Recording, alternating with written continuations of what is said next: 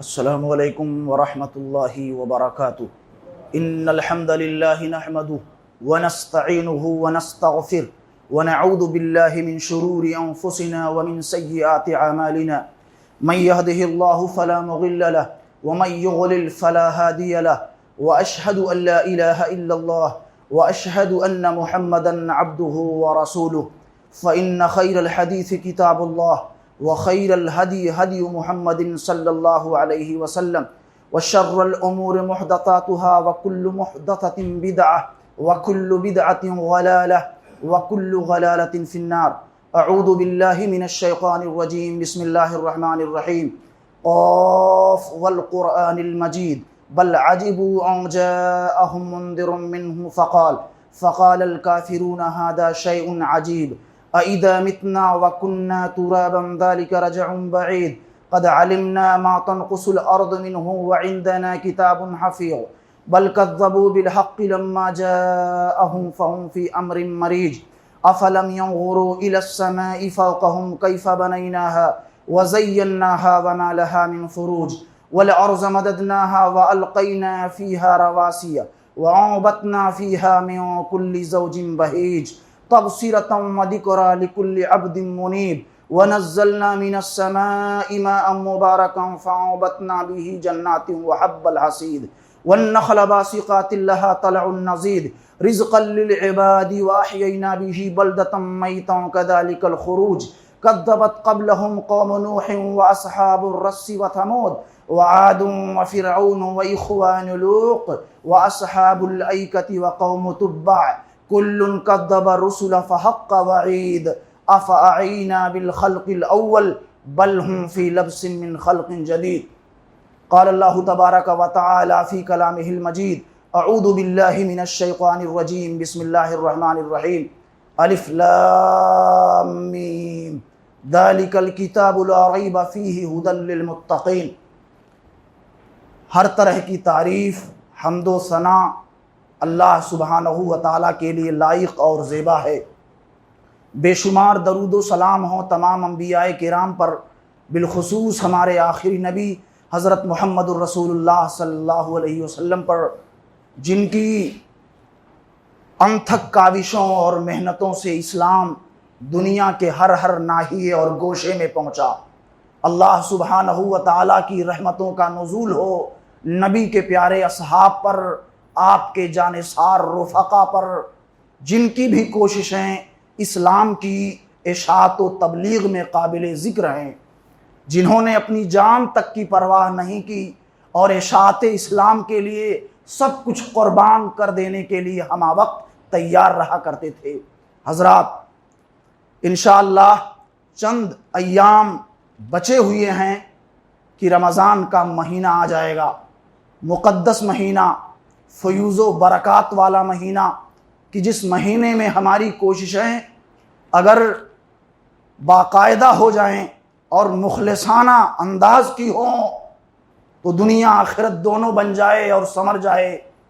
وہ مہینہ اتنا عظیم مہینہ ہے کہ اور مہینوں پر بھی وہ فائق تر ہے، اور یہ مقام جو ملا ہے رمضان کے مہینے کو، وہ صرف اور صرف نزول قرآن کی وجہ سے ہے۔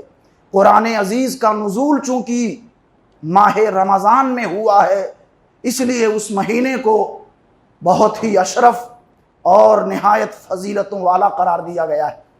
اگر آپ تمام راتوں کا جائزہ لیں تو آپ کو اندازہ ہوگا کہ سال میں جتنی بھی راتیں ہوتی ہیں، ان راتوں میں سب سے عظیم اور شریف رات، اللہ سبحانہ و تعالیٰ کی رحمتیں جس میں بالخصوص نازل ہوتی ہیں، وہ رات رمضان ہی کی ایک رات ہے، جسے قدر کی رات کے نام سے جانتے ہیں یا لیلہ مبارکہ کے نام سے جانا جاتا ہے۔ وہ رات عظیم رات ہے، فیصلوں والی رات ہے، نزول ملائکہ کی رات ہے، چونکہ قرآن عزیز کا نزول اسی رات سے ہوا، اسی رات سے قرآن عزیز کے نزول کا باضابطہ آغاز ہوا، اور وہ رات بھی رمضان کے مہینے میں ہے، اور اس کی تلاش اور طلب پر مسلمانوں کو پورے طور سے متفق ہونا چاہیے، اور ہمیشہ یہ کوشش رہنی چاہیے کہ وہ رات اگر مل جائے تو ہم اللہ سبحانہ و تعالیٰ سے رو کر گڑ گڑا کر اپنے گناہوں کی معافی طلب کر لیں، اور تقریباً 83 سال سے زائد نیکیاں اپنے کو ملتی ہیں، یعنی 83 سال اور چند مہینے ایسے ہیں کہ جن میں اگر آدمی اس کی عمر وفا کرے، محنت کرے، کاوش کرے، تو جو نیکیاں وہ پائے گا اس سے زیادہ نیکیاں ایک رات کے مل جانے پر وہ پا لیتا ہے، اور وہ رات رمضان کے مہینے میں ہے۔ میرے بھائیوں، اس چیز کو ہمیں ذہن میں بسا کر چلنا ہے کہ اس روئے زمین پر اللہ سبحانہ و تعالیٰ کی طرف سے لوگوں کی ہدایت کے لیے، لوگوں کی سرفرازی کے لیے جن کتابوں کا نزول ہوا ہے، ان کتابوں میں سب سے عظیم کتاب، آفاقی کتاب، عالمگیر کتاب، اللہ سبحانہ و تعالیٰ کے نزدیک محبوب و منظور کتاب اگر کوئی ہے تو وہ قرآن عزیز ہے۔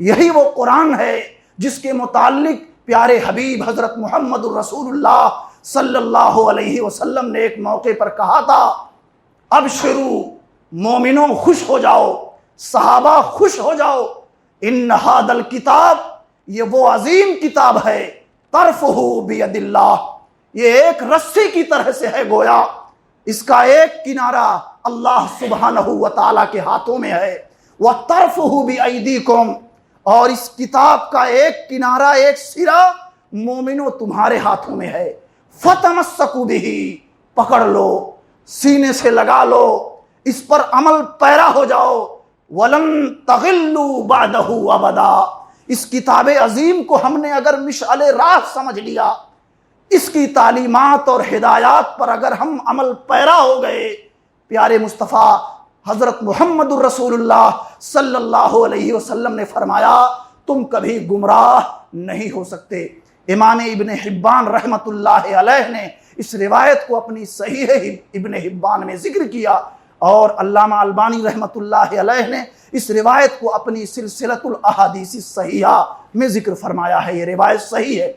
ایسے ہی پیارے نبی حضرت محمد الرسول اللہ صلی اللہ علیہ وسلم نے ایک موقع پر فرمایا تھا، لوگو الا سنو، خبردار ہو جاؤ، اننی تارکم فیکم الثقلین، دو عظیم چیزیں میں تمہارے درمیان چھوڑے جا رہا ہوں، ایک کتاب اللہ، اللہ کی کتاب ہے، اسے مضبوطی سے تھام لو، اسے پکڑ لو، اس کے مطابق عمل کرو، اگر اس پر تمہارا عمل رہا دنیا کی کوئی طاقت تمہیں گمراہ نہیں کر سکتی۔ امام مسلم رحمت اللہ علیہ نے اس روایت کو اپنی صحیح مسلم میں ذکر کیا ہے۔ عظیم کتاب ہے میرے بھائیوں، اتنی عظیم کتاب کہ صرف اس کی ایک سورت کو اگر لے لیں آپ، وہ ایسی سورت ہے کہ آسمان سے جتنی بھی کتابوں کا نزول اجلال ہوا، ساری کتابیں مل کر کے بھی اس ایک سورت کا مقابلہ نہیں کر سکتی ہیں، وہ سورہ فاتحہ ہے، عظیم سورت، اس کو سبع مثانی بھی کہا ہے۔ پیارے مصطفیٰ صلی اللہ علیہ وسلم نے، آپ صلی اللہ علیہ وسلم مسجد نبوی میں تشریف فرما ہیں، ابو سعید ابن معلہ رضی اللہ تعالیٰ عنہ تشریف لاتے ہیں، مسجد میں آ کر کے پہنچتے ہیں وہ، اور کچھ نمازیں پڑھنا شروع کر دیتے ہیں۔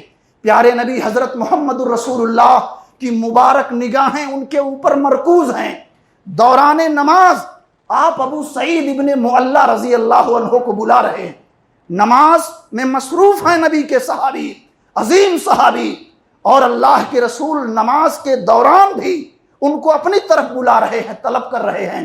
نماز کو چھوڑ کر پیارے نبی حضرت محمد الرسول اللہ کے پاس جانا انہوں نے مناسب خیال نہ کیا۔ صلاۃ سے فراغت کے بعد پیارے نبی حضرت محمد الرسول اللہ کے پاس آئے، آپ پر ہدیہ سلام پیش کیا، کہا اللہ کے رسول میں نماز میں تھا۔ پیارے نبی نے کہا میں نے تجھے دیکھا تھا، نماز کو چھوڑ کر آنا میں نے مناسب نہیں سمجھا۔ اللہ کے رسول نے کہا الم یقل اللہ، کیا قرآن عزیز میں اللہ نے یہ نہیں کہا ہے؟ ابو سعید فرماتے ہیں اللہ کے رسول وہ کیا بات ہے بتائیے۔ پیارے نبی نے کہا اللہ نے قرآن میں کہا ہے یا ایھا الذین آمنوا استجیبوا للہ وللرسول اذا دعاکم لما یحییکم، مومنو جب اللہ اس کے رسول تمہیں بلائیں تو دوڑ پڑو، جس چیز کے لیے، جس کاز کے لیے تمہیں وہ طلب کر رہے ہیں، ان کی آواز پر لبیک کہو، دوڑ پڑو، بلا تأمل، بلا توقف، بلا رکے اللہ رسول کی آواز کی طرف چل پڑو، دوڑ پڑو۔ اے ابو سعید، قرآن میں اللہ نے یہ نہیں کہا ہے، ابو سعید ابن معلہ رضی اللہ عنہ نے کہا اللہ کی رسول اللہ نے ایسا کہا، بالکل یہ قرآن کی بات ہے۔ اس کے بعد پیارے نبی حضرت محمد رسول اللہ نے کہا ابو سعید اننی لو علمنک ہی اعظم السور فی القرآن، قرآن کی سب سے عظیم، قرآن کی سب سے بھاری مقام میں، حیثیت میں، مرتبے میں سب سے عظیم صورت میں ضرور تجھ کو بتاؤں گا، قبل ان تخرج من المسجد، مسجد سے نکلنے سے پہلے، صلاۃ سے فراغت کے بعد پیارے نبی حضرت محمد الرسول اللہ صلی اللہ علیہ وسلم مسجد سے نکلنے لگے۔ ابو سعید آئے رضی اللہ عنہ، کہا اللہ کے رسول انک وعدتنی، آپ نے مجھ سے ایک وعدہ فرمایا تھا۔ اللہ کے رسول فوراً آپ کے ذہن میں وہ بات آ جاتی ہے، نبی علیہ السلام نے کہا ایک عظیم صورت بتانے کا میں نے تجھ سے وعدہ کیا تھا، جس سے بھاری اور بڑی صورت قرآن میں کوئی ہے ہی نہیں ہے۔ سنو ابو سعید، ہی السبع المثانی والقرآن العظیم، یہ وہ صورت ہے کہ جس میں 7 آیتیں ہیں جنہیں بار بار پڑھا جاتا ہے، دہرایا جاتا ہے، اور یہی قرآن عظیم ہے۔ ایک ہی صورت کو پیارے مصطفیٰ نے کہا کہ یہ قرآن عظیم ہے، بھاری قرآن ہے، عظیم قرآن ہے، ایک ہی صورت کو۔ کون سی صورت؟ سورہ فاتحہ۔ یہ حدیث صحیح بخاری کے اندر موجود ہے میرے بھائیوں۔ قرآن عزیز کے اندر متعدد سور ایسی ہیں کہ جن کے فضائل اپنی اپنی جگہ پر مسلم ہیں۔ اتنا ذہن میں بسا کے ہمیں چلنا ہے کہ ہر ایک آیت اور ہر ایک سورت کی فضیلت کو، اس کی حیثیت اور اہمیت کو تسلیم کرتے ہوئے پورے قرآن پر ہماری اور آپ کی مدبرانہ نظر ہونی چاہیے۔ غور و فکر کے ساتھ پڑھو، ثواب لو، سمجھو۔ یہ آفاقی لیٹر جو آسمانی خط ہے، اس میں رب قدوس نے ہمیں کن چیزوں کی طرف ہدایت دی ہے، کن کن چیزوں سے منع فرمایا ہے، یہ آپ کب سمجھو گے؟ جب قرآن کو سمجھ کر پڑھنے کی کوشش کرو گے۔ ظاہر بات ہے آپ قرآن عزیز کے الفاظ پر غور کرو گے، معانی، مدلولات سمجھنے کی کوشش کرو گے، علماء سے رجوع کرو گے، تراجم قرآن پڑھو گے، الفاظ کے ورد پر جو نیکیاں ملتی ہیں ملیں گی، تدبر پر بھی اللہ اجر و ثواب سے سرفراز کرے گا۔ افلا یتدبرون القرآن ام علی قلوب اقفالها، یہ لوگ قرآن عزیز پر غور و فکر کرتے کہ نہیں کرتے، یا ان کے دلوں پر پردے پڑ گئے ہیں؟ اگر یہ قرآن عزیز کوئی غور و فکر والی کتاب نہ ہوتی، کسی ایک ٹولے کے لیے خاص ہوتی، تو اللہ سبحانہ و تعالی عمومی انداز میں اس طرح کی بات نہیں کرتے۔ جمع کا صیغہ رب قدوس نے استعمال کیا ہے۔ یہ دنیا والے، یہ مکہ کے بڑے بڑے مشرکین، یہ سارے لوگ کیا قرآن عزیز پر غور نہیں کرتے؟ یا کرتے ہیں پر ان کے دل سمجھنے سے عاری اور معطل ہیں، ان کے دلوں میں وہ صلاحیت ہی نہیں ہے۔ اللہ سبحانہ و تعالیٰ قرآن میں فرما رہے ہیں۔ اور قرآن عزیز کی ایک ہی صورت سورہ قمر ہے، پڑھیں، بہت ہی آفاقی صورت، بڑی ہی لازوال صورت ہے۔ 4 بار رب قدوس نے کہا آج جو دکانداری چلا رہے ہیں علماء اور عوام الناس کو، بھولے بھالے لوگوں کو قرآن سے روکنے کی حد تک مقدور کوششیں کر رہے ہیں، یہاں تک کہا جاتا ہے قرآن کو سمجھنے اور پڑھنے کے لیے 18 علوم کی ضرورت ہے۔ 18 فنون اور علوم میں واقفیت ہوگی تب قرآن آپ سمجھو گے۔ اب اس طرح کی بات عوام الناس کے سامنے پیٹ کے لیے مرنے والے لوگ پیش کر دیتے ہیں، اور عوام دوسری طرف بہک جاتی ہے۔ نمازوں سے پہلے، نمازوں کے بعد لوگوں کی اپنے ہاتھوں سے بنائی ہوئی، گڑھی ہوئی مکتوب شکل میں کتابیں ہوتی ہیں، اور وہ پڑھائی جاتی ہیں۔ ان کو قرآن کا درجہ دیا جاتا ہے۔ افسوس ہے لوگوں کی ذہنیت پر، اور بعض علماء نے اس کو تسلیم نہیں کیا، ان کو مسجدوں سے نکال تک دیا ہے بیہودہ قسم کے ٹرسٹیوں نے، صرف اس لیے کہ یہ صلاۃ سے فارغ ہو کر کے قرآن پڑھتا ہے، قرآن پر درس دیتا ہے، قرآن کی آیات کو سمجھانے کی کوشش کرتا ہے۔ اگر یہ جرم ہے تو پھر نبی علیہ الصلوۃ والسلام کو کیا کہو گے، صحابہ اعظام کو کیا کہو گے، ائمہ کرام کو ہم کیا کہیں گے، سلف صالحین کے بارے میں ہمارے فتاوے کیا ہوں گے؟ انہوں نے قرآن کو سمجھا ہے، قرآن کو سمجھانے میں اپنی عمریں گنوا دی، اور یہ کوئی ایسی کتاب نہیں ہے کہ جس کتاب کو صرف علماء سمجھیں، جس کتاب کو صرف مفتیان شرع متین سمجھیں، جس کتاب کو صرف مفسرین سمجھیں۔ آسان کتاب ہے، رب قدوس نے واضح کر دیا، وَلَقَدْ يَسَّرْنَا الْقُرْآنَ لِلذِّكْرِ فَهَلْ مِن مُدَّكِرٍ۔ قرآن کو ہم نے سمجھ کے لیے، سمجھنے کے لیے، ذکر کے اخذ کے لیے ہم نے آسان کر دیا ہے کوئی قرآن سمجھنے والا؟ ہے کوئی قرآن سے عبرت و موعظت لینے والا؟ ہے کوئی قرآن کو سینوں میں نقش کرنے والا؟ چار بار ایک ہی سورت عظیمہ کے اندر چار بار رب قدوس نے کہا، مسلسل کہا، ہے کوئی قرآن پر غور کرنے والا؟ ہے کوئی سمجھنے والا؟ ہم نے اس کو سہل اور آسان بنایا ہے، یہ رب نے کہا ہے۔ لوگوں کی باتیں کم سنیں، آپ قرآن کو پڑھیں، ترجمے کے ساتھ پڑھیں اور دیکھیں، روئیں گے آپ، اور آپ کی آنکھوں کا سمندر اگر خشک نہیں ہوا ہے تو رونا سنگ دل فرد کے لیے بھی لابدی ہوگا۔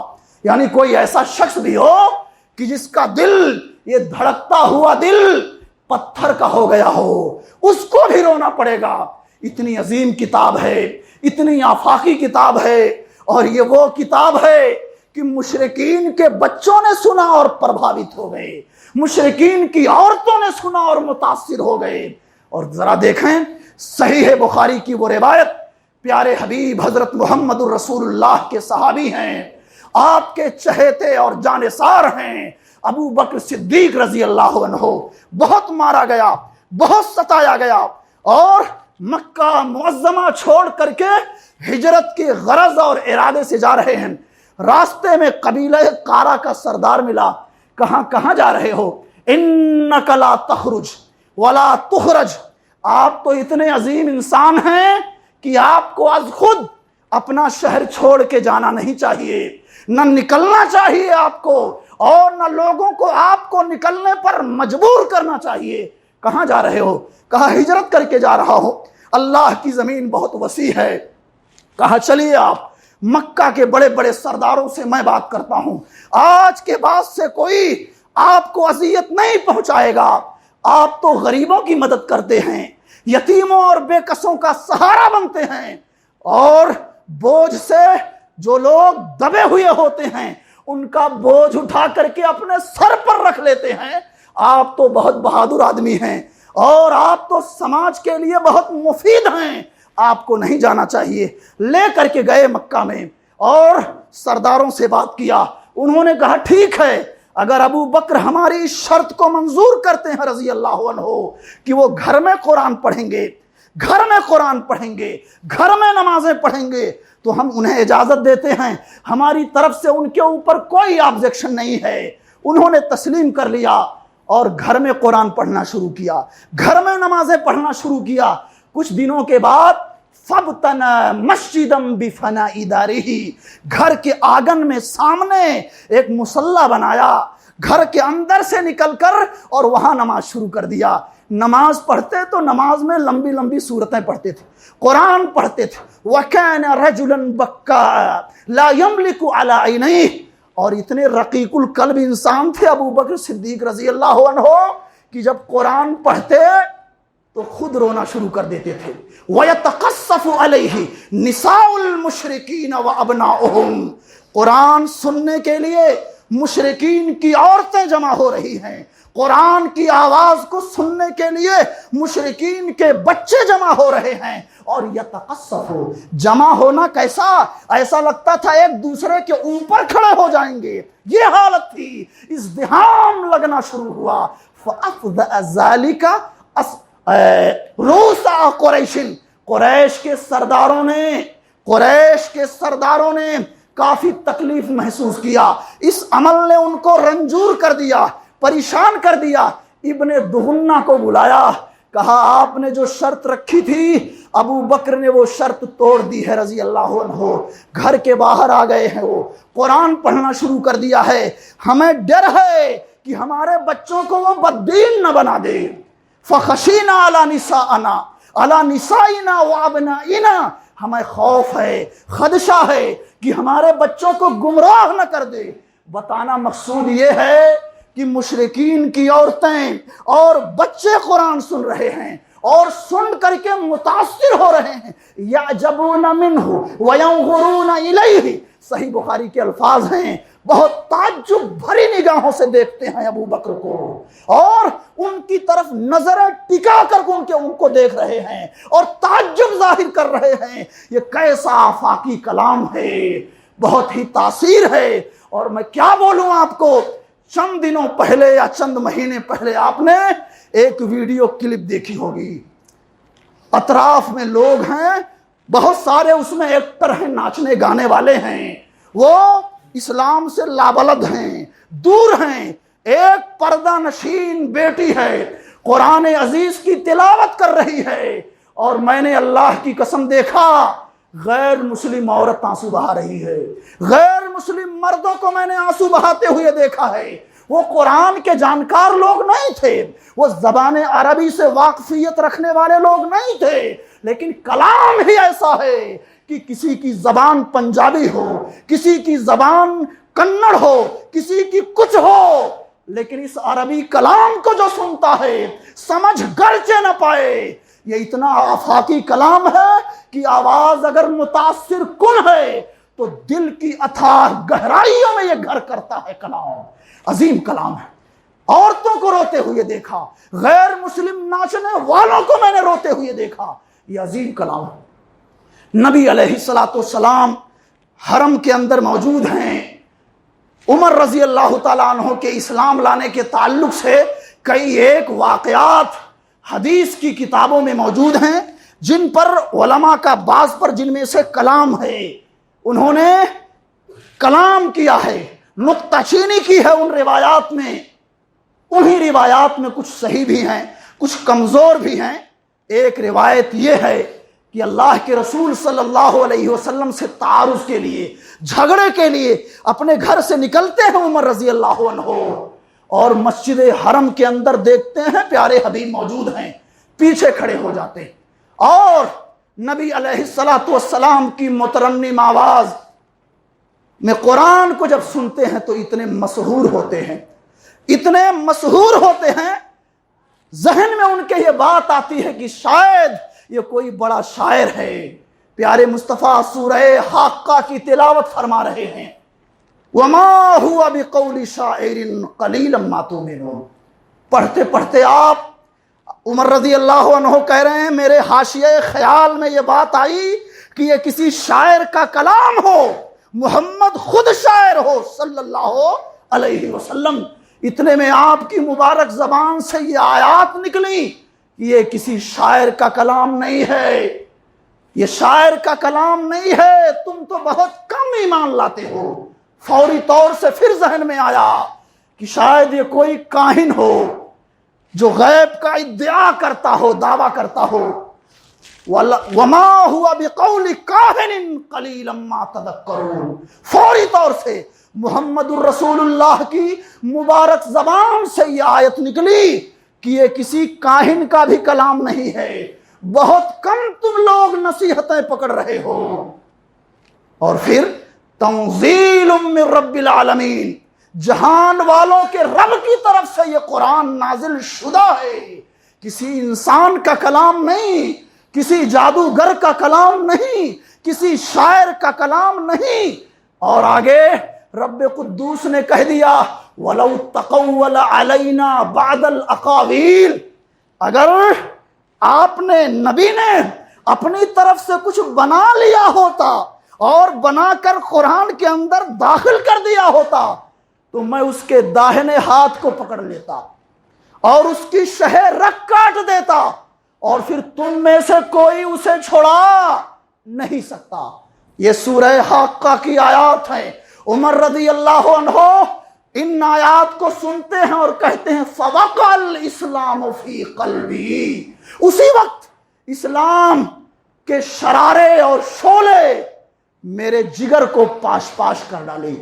اسلام کی صاف شفاف تعلیم کا اثر اسی وقت ہو گیا۔ میں محمد کا صلی اللہ علیہ وسلم کا سب سے بڑا دشمن تھا، وہیں سے میرے یہاں ایک نرم گوشہ پیدا ہو گیا کہ یہ کوئی معمولی آدمی نہیں ہے، یہ آسمانوں کے رب کا فرما بردار ہے، یہ رب کا مطیع و منقاد ہے۔ جب شاعری نہیں ہے، کہانت پر مشتمل بھی اس کا کلام نہیں ہے، اس کا اپنا کوئی قول نہیں ہے، رب تو کہہ رہا ہے اگر اپنی طرف سے کچھ ملایا ہوتا، بنایا ہوتا تو زندہ تک نہیں چھوڑتا، ختم کر ڈالتا اس کو۔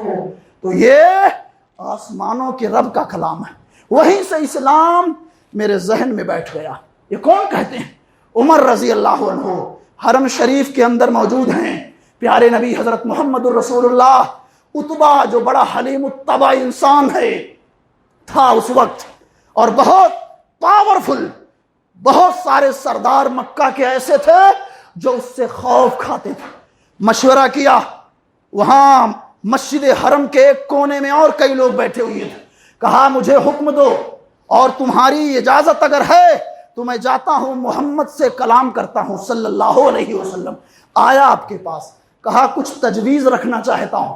پیارے حبیب نے کہا بتاؤ کیا معاملہ؟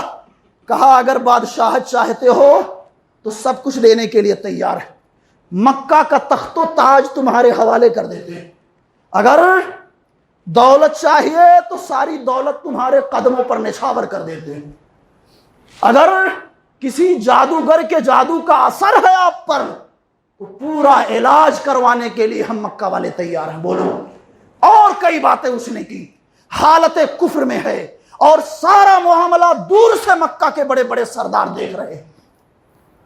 دیکھ رہے ہیں، گفتگو ہو رہی ہے، بات چیت ہو رہی ہے۔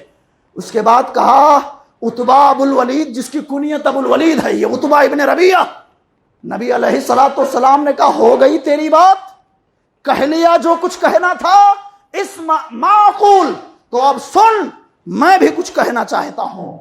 علامہ ابن کثیر رحمت اللہ علیہ نے تفسیر القرآن العظیم کے اندر ذکر کیا ہے اس پورے واقعے کو صحیح سند کے ساتھ۔ کہا سنو، آپ صلی اللہ علیہ وسلم نے سورہ فصلت کو پڑھنا شروع کیا، اور پڑھتے پڑھتے جب سجدے کی آیت پر آئے آپ سجدے میں چلے گئے، بعض روایات کے مطابق بے خودی میں وہ بھی چلا گیا، اور اس کے بعد اور پڑھا آپ نے۔ جب قرآن عزیز کی سورہ فصلت کی آیات کئی ایک ہو گئیں اور آپ رکے تو کہا عتبہ سن لیا، اور سن کیسے رہا تھا جانتے ہیں؟ انصت لہو، بہت کانوں کو اس نے لگا لیا نبی کی آواز کو سننے کے لیے، قرآن عزیز کی آیات کو سننے کے لیے، اور اپنے دونوں ہاتھوں کو پیچھے باندھ لیا، جھک گیا ادباً اور احتراماً، اور سن رہا تھا۔ قرآن عزیز کی آیات بینات جب ختم ہوئی تو پیارے مصطفیٰ نے کہا جا اب آپ کو جو بولنا ہے بولو، ملو یا بعد میں آؤ۔ وہ گیا، اس کے ساتھیوں نے دور سے اس کو آتے ہوئے دیکھا، کہا جانتے ہو یہ وہ چہرہ لے کر کے آ رہا ہے، لقد جاء ابو الولید بغیر الوجہ الذی ذهب به، جس چہرے کے ساتھ یہ گیا تھا محمد کے پاس صلی اللہ علیہ وسلم، یہ وہ چہرہ نہیں ہے، بدل گیا ہے ابو الولید۔ ابھی کوئی بات نہیں، کوئی کلام نہیں، کوئی گفتگو نہیں، چہرے کے اثرات کو دیکھ کر کے مکہ کے بڑے بڑے سرداروں نے کہا ابو الولید تو بدلا ہوا لگ رہا ہے۔ اور جب پہنچے وہاں تب کہا مکہ والوں، سرداروں، اللہ کی قسم میں نے ایسا کلام اپنی زندگی میں نہیں سنا، شاعر کا کلام نہیں ہو سکتا ہے، وہ کسی کاہن کا کلام نہیں ہو سکتا ہے، وہ اعجاز و بلاغت سے اتنا پر کلام ہے، وہ اتنا فصیح و بلیغ ہے کہ زندگی میں نے کسی سے بھی اس طرح کی باتیں نہیں سنی۔ وہ کوئی معمولی آدمی نہیں ہے، اس کے پیچھے مت پڑو، جانے دو۔ اگر ترقی کرے گا تو اس کی ترقی مکہ والوں تمہاری ترقی ہوگی، اس کی عزت تمہاری عزت ہوگی، اور اگر وہ مار دیا گیا تو پھر تمہاری بدنامی بھی نہیں ہوگی اور راستے کا روڑا بھی ہٹ جائے گا۔ پھر کیا کہا جانتے ہیں؟ کہا محمد نے صلی اللہ علیہ وسلم اپنی متاثر کن زبان سے تیرے اوپر ابو الولید جادو کر دیا۔ لقد سحرک محمد بلسانہ، وہ جادوگر ہے، اس نے اپنی جادوگری سے تجھ کو متاثر کر دیا ہے۔ یہ مکہ والوں نے جواب دیا ابو الولید کو۔ بہرحال اس کا رویہ بھی بہت نرم ہو گیا، کوئی معمولی کتاب نہیں ہے، جن پکڑے گا تب پڑھو گے آپ، گھر میں برکتیں ختم ہو جائیں گی تب اتارو گے آپ الماری سے، یا رمضان آ رہا ہے اب پڑھو گے آپ، یا ایسی کتاب ہے کہ اسے روزانہ پڑھا جائے، یا ایسی کتاب ہے کہ اگر اس کو بند کر کے رکھ دیا جائے تو آپ کا گھر شیطانوں کی آماج گاہ بن جائے، یا ایسی کتاب ہے کہ اگر اس کو پڑھا جائے تو رب کی رحمتوں اور برکتوں کی برکھا ہونے لگتی ہے۔ یہ وہ عظیم کتاب ہے کہ اس کو سننے کے لیے رب قدوس کے فرشتے آسمانوں سے نزول اجلال فرماتے ہیں۔ یہ وہ عظیم کتاب ہے کہ اس کی آواز سن کر شیاطین بھاگ جاتے ہیں۔ اسی لیے پیارے مصطفیٰ نے کہا تھا لا تجعلوا بیوتکم مقابر ان الشیطان ینفر من البیت الذی تقرأ فیہ سورۃ البقرہ۔ لوگوں اپنے گھروں کو قبرستان نہ بناؤ، شیاطین ایسے گھروں سے بھاگ جاتے ہیں جن گھروں میں قرآن کی تلاوت ہوتی ہے۔ امام مسلم رحمت اللہ علیہ نے اس روایت کو اپنی صحیح مسلم میں ذکر کیا ہے، صحیح مسلم میں۔ اور دیکھیں بات صرف اتنی نہیں ہے، یہ وہ عظیم کتاب ہے کہ جنہوں نے گلے لگا لیا آسمان کی بلندیوں کو پہنچ گئے، اور جنہوں نے انکار و کفر سے کام لیا اللہ نے انہیں ذلیل و خوار کر دیا۔ ابو جہل ذلیل ہوا، ابو لہب ذلیل ہوا، عتبہ و شیبہ ذلیل ہوئے، نام لے لے کر کے پیارے حبیب نے بد دعا کیا تھا، اور سارے لوگ قد صحبوا الی قلیب بدر، بدر کی جنگ لڑائی کے بعد سب کو گھسیٹ کر کے قلیب بدر کے اندر بدر کے کنویں میں ڈالا گیا۔ یہ وہ لوگ تھے جو قرآن کو بشری کلام کہتے تھے، یہ وہ لوگ تھے جو محمد الرسول اللہ کو کاہن کہتے تھے۔ آپ کو اگر کوئی بولے یہ جادوگر ہے اچھا لگے گا؟ آپ کو کوئی بولے نہیں یہ پاگل ہو گیا ہے اچھا لگے گا؟ کیا نہیں کہا گیا؟ مجنوں کہا گیا، پاگل کہا گیا، کاہن کہا گیا، جادوگر کہا گیا، سب کچھ کہا گیا۔ اور جب سب سے ہار گئے تو مدنی زندگی میں آپ کی بیوی پر الزام لگا دیا گیا۔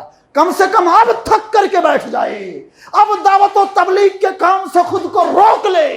یہ ان کی کوشش تھی جو قرآن کے منکر تھے، رب نے ان کو ذلیل کیا، لیکن پیارے محمد الرسول اللہ صلی اللہ علیہ وسلم اپنے مشن سے جڑے رہے، لگے رہے۔ آپ حق کی راہ پر چلو گے تو جیل کی سلاخوں کے پیچھے ہوا کھانی بھی پڑے گی، آپ پر جان لیوا حملہ بھی ہوگا۔ آپ قرآن کی سچائی کو لوگوں کے سامنے ظاہر کرنا چاہو گے تو آپ کو سب و شتم کا نشانہ بنایا جائے گا، اور یہ ساری چیزیں آپ دیکھتے ہو آپ۔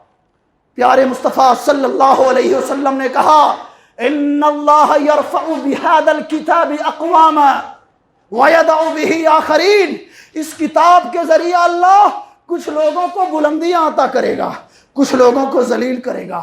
پیارے نبی حضرت محمد الرسول اللہ ایک صحابی کے پاس آتے ہیں، ابی ابن کعب، 4 لوگوں کا نام لے کر کے نبی نے کہا لوگوں خذوا القرآن عن 4، قرآن ان سے سیکھو۔ کن سے سیکھا جائے پیارے حبیب؟ معاذ ابن جبل سے قرآن سیکھو۔ ایک غلام ہیں سالم جن کا نام ہے رضی اللہ عنہ، قرآن ان سے سیکھو، قرآن عبداللہ ابن مسعود سے سیکھو، قرآن ابی ابن کعب سے سیکھو۔ صحیح بخاری کی روایت، 4 لوگوں کا نام لے کر کے نبی نے کہا قرآن ان سے سیکھو۔ زندگی لگا دیا قرآن سیکھنے میں، ان صحابہ نے اپنے آپ کو کھپا دیا قرآن سیکھنے اور سکھانے میں۔ 4 لوگوں کا نام لیا، انہی میں سے ایک صحابی ابی ابن کعب۔ اللہ کے نبی نے ایک موقع پر کہا تھا اقرأہم لکتاب اللہ ابی ابن کعب، قرآن کا سب سے بڑا قاری ابی ابن کعب ہیں رضی اللہ عنہ۔ ان کے پاس پیارے حبیب آتے ہیں اور خود سے نہیں آتے، آسمان والے کے آدیش پر آتے ہیں اور کہتے ہیں ابی امرنی ربی ان اقرأ علیک لم یکن الذین کفروا من اہل الکتاب، رب کا آدیش ہے، رب کا حکم ہے کہ میں تیرے سامنے سورہ بینہ کی تلاوت کروں۔ رب نے حکم دیا ہے ابی، اس لیے میں آیا ہوں، چونکہ اہل کتاب میں سے تھے یہ ابی ابن کعب، اور سورہ بینہ میں اہل کتاب میں سے جو مشرکین، جو فجار، جو فساق تھے، ان کی سزاؤں کا ذکر کیا ہے، ان کے انجام بد کا رب قدوس نے ذکر کیا ہے، اور اہل کتاب میں سے جو ایمان لے آئے ان کی شرف و بزرگی کا ذکر اللہ نے کیا ہے، ان کی فضیلتیں بیان کی ہے سورہ بینہ میں۔ اسی لیے اللہ نے کہا جاؤ سناؤ۔ جانتے ہیں کیا ہوا پھر؟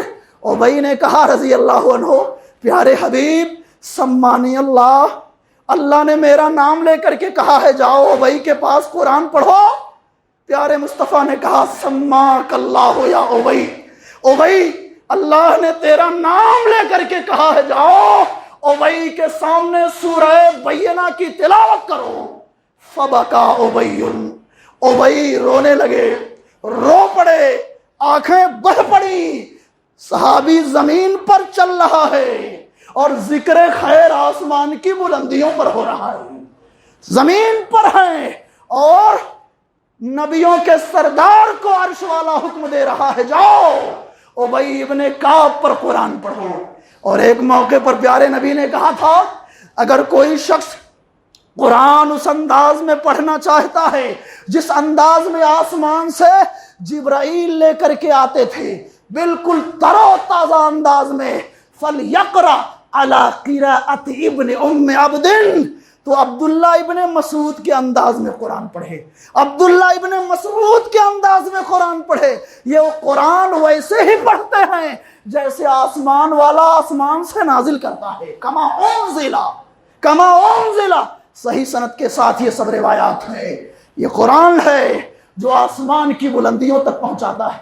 صحابہ نے حکومتیں کی، خلافت کے زمام کو سنبھالا، اسی قرآن کو پڑھ کر، کسی یونیورسٹی میں پڑھے لکھے نہیں تھے وہ، اسی قرآن کو پڑھا تھا اور قرآن پڑھ کر لوگوں کے دلوں پر حکومت کی، عدل و انصاف کے وہ مظاہر پیش کیے کہ قیامت کی صبح تک ماں نے دھرتی پر نہ کوئی بچہ پیدا کیا ہے، نہ کرے گا، نہ کرے گی کوئی ماں۔ ایسی حکومت اور اس کے مظاہر پیش کرنے سے دنیا قاصر اور عاجز ہے۔ لوگ آئیں گے، عدل و انصاف کا دورہ ہوگا، اس میں شک نہیں، لیکن ابو بکر کا جو زمانہ تھا، ان کے زمانے کی جو خوبیاں تھی، وہ مکمل طور سے وہ خوبیاں ان کے یہاں نہیں ہو پائیں گی۔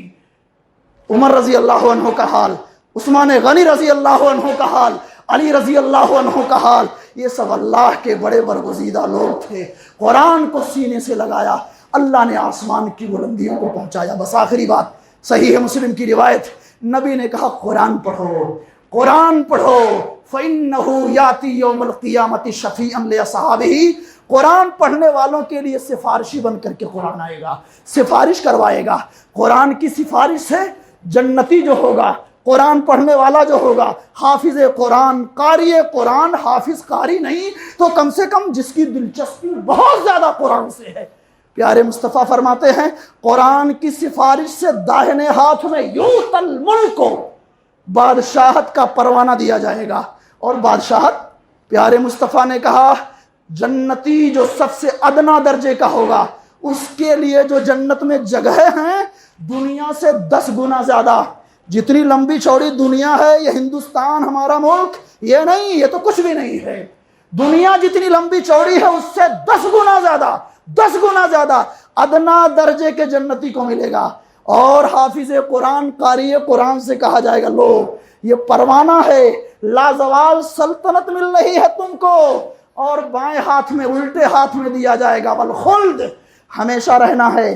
5 سال کے بعد شاسن نہیں بدلے گا، 5 سال کے بعد کرسی چھینی نہیں جائے گی، ہمیشہ تجھ کو رہنا ہے، کوئی روک نہیں، کوئی ٹوک نہیں، رب راضی ہو گیا. اور سر پر وقار کا تاج رکھا جائے گا، وقار کا تاج. ماں باپ کو ایسے بلایا جائے گا، ماں باپ کو ان کے بلاؤ، ایسے ایسے لباس پہنائے جائیں گے. پیارے مصطفیٰ نے کہا ما تقوم لہم الدنیا وما فیہا، دنیا کی ساری دولت مل جائے، حافظ قرآن قاری قرآن قرآن پڑھنے والے کے ماں باپ کو جو لباس پہنایا جائے گا، دنیا کی ساری دولت مل کے اس کا مقابلہ نہیں کر سکتی. خوش نصیب ہو اگر آپ کا بچہ حافظ ہے، خوش نصیب ہو اگر آپ کا بچہ شعبہ قرات سے جڑا ہوا ہے، علم حدیث حاصل کر رہا ہے، علم قرآن حاصل کر رہا ہے، معمولی نہیں ہو. اور آخری بات، اللہ کے نبی فرماتے ہیں کہا جائے گا قرآن پڑھتا جا، جنت کے درجوں اور سیڑھیوں پر چڑھتا جا فَإِنَّ مَنزِلَتَكَ عِنْدَ آخِرِ الْآيَةِ تَقْرَأُ بِهَا، جا جہاں تیری آخری آیت ہوگی وہ تیرا ٹھکانہ ہوگا، وہ منزل تجھ کو ملنے والا ہے. یہ کس کے لیے ہے؟ قرآن پڑھنے والے کے لیے ہے. اس کو بہت سیریسلی لو، آپ بہت احساس کے ساتھ اور اس ارادے کے ساتھ اٹھو کہ کم از کم روزانہ کچھ نہ کچھ پڑھ لیں گے، اور سمجھ کر پڑھیں گے، آرام سے پڑھیں گے. ابھی رمضان کا مہینہ آئے گا، کچھ لوگ تو قرآن کو قتل کرنے کی کوشش کریں گے.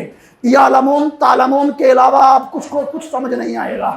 ایسا نہیں ہونا چاہیے، یہ قرآن کی توہین ہے. قیامت کے دن کہا جائے گا پڑھتا جا، لیکن دیکھ رتل کما کنت ترتل فی الدنیا، دنیا میں جیسے بہت آسانی سے پڑھتا تھا، آرام سے پڑھتا تھا، ٹھہر کر پڑھتا تھا، ایسے آرام سے پڑھتا جا اور جنت کے منزلوں پر چڑھتا جا. یہ کہا جائے گا. یہ اس لیے حفاظ کو سمجھانے کی ضرورت ہے. پورا قرآن ختم ہو جائے یہ لازم نہیں ہے. آپ نے دیکھا ہوگا بعض لوگ ٹھیکے پہ لے لیتے ہیں، 1 رات میں پورا قرآن ختم کرواتے ہیں، کچھ لوگ 3 رات میں قرآن ختم کرواتے ہیں. ایسے بہروپیوں کو پہچاننے کی ضرورت ہے. یہ قرآن کوئی ایسی چیز نہیں، ایسی کتاب نہیں ختم کر دو سجا کے رکھ دو. روزانہ پڑھنے کی چیز ہے، روزانہ پڑھو اور اپنے دلوں کو نور سے برکتوں سے معمور کرو. رمضان کا مہینہ قریب ہے، اس عزم کے ساتھ اٹھیے کہ ناغہ نہیں کریں گے، پڑھیں گے، کم پڑھیں گے لیکن مسلسل پڑھیں گے. اس عزم کے ساتھ اٹھیں، اپنے بچوں پر نظر رکھیں، قرآن کا حافظ بنائیں، عالم بنائیں. ضروری نہیں کہ آپ اسی فیلڈ میں چھوڑ دیں. جس شعبے سے جڑا رہے گا، حافظ و عالم رہے گا، آپ کے لیے رحمت و برکت کا ذریعہ بنے گا، جنت دلوائے گا انشاءاللہ، تاج پہنوائے گا، لباس جنتی جو مخصوص قسم کا اعلیٰ درجے کا ہوگا وہ پہنایا جائے گا. بس آپ غور کرو، دنیا آج مسلمانوں کے خلاف ہے، ملک کے چپا چپے میں مخالفت شروع ہے. یہ وجہ کیا ہے؟ قرآن کو چھوڑ دیا ہے، نمازوں کو چھوڑ دیا ہے، مسجدوں سے اپنے تعلق کو ہم نے ختم کر لیا ہے. اسی لیے ہم پستی اور ادبار کے شکار ہیں. اللہ ہم سب کو اچھے عمل کی توفیق دے.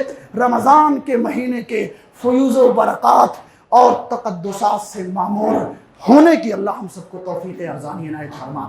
قرآن کی روشنی میں اللہ ہم سب کو عمل کرنے کی توفیق دے، قرآن کو سمجھنے کی توفیق دے، قرآن پر عمل کرنا اور قرآن کو سینے میں سجانا اور قرآن کی مقدس آیات کو یاد کرنا یہ ہماری زندگی کا شعار بن جائے. آمین. والسلام علیکم ورحمۃ اللہ وبرکاتہ.